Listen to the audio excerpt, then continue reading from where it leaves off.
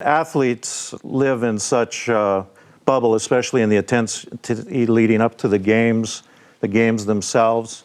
And the Olympics is wise enough to recognize that athletes are whole people. They are physical, certainly, and they have emotions, but they're also spiritual beings. So it's leading up to the Olympics, and then in the Olympics, it's an opportunity to help to come alongside of athletes and deal with them as a whole person.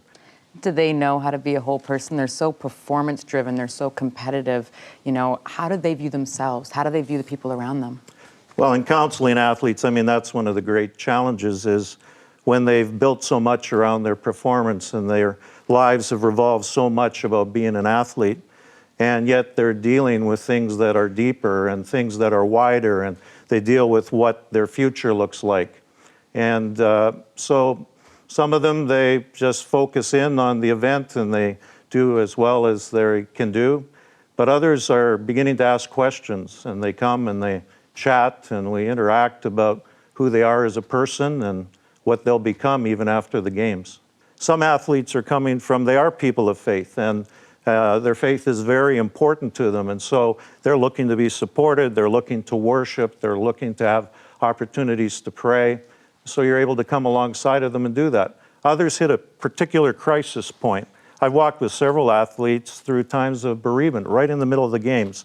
What do you do if you're a synchro swimmer in pairs and your dad's just passed away in Vancouver? And now if you head back home, you are leaving your partner without the chance to compete for a medal. And I'm the one that those people come to, along with the team, of course, but we interact and we ask God for wisdom and support people all the way through the games. And then there are those macro situations where you're given opportunity to respond when huge crisis occurs. I know that in the Vancouver Games, someone passed away. Their Olympians die on their pursuit. So how do you deal specifically with that loss so close to home? Not someone far away, not a family member, but an actual Olympian. Yeah, picture with me. For 7 years, I had been preparing to serve the Vancouver Organizing Committee in chaplaincy, and as it evolved, I ended up being the head of the Interfaith Committee that planned for the multi-faith centers. So for 7 years, you've been praying and working to be the supportive person when the games come. Everything's been building to February 12th, 2010. That date is rooted in your heart and mind. And then one of the vice presidents pulls me aside and said, "David, we need you like we've never needed you before. We just got word that he's gone." I didn't even know the context he was referring to. And of course, it was the tragic death of the Georgian luger.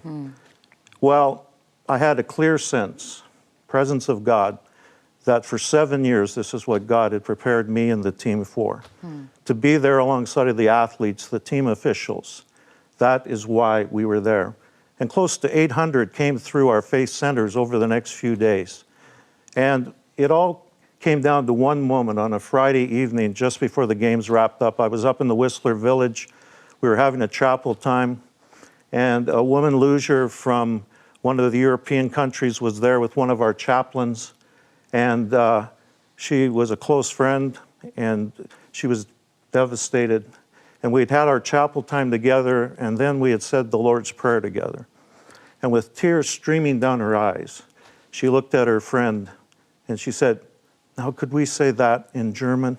And it's because God had opened the door for me to be there to serve and invite this gentleman who I knew loved athletes and was able to serve them, that in that moment, that woman was cared for in the way that she needed to be cared for, that went far beyond her performance, went far beyond her being a public figure.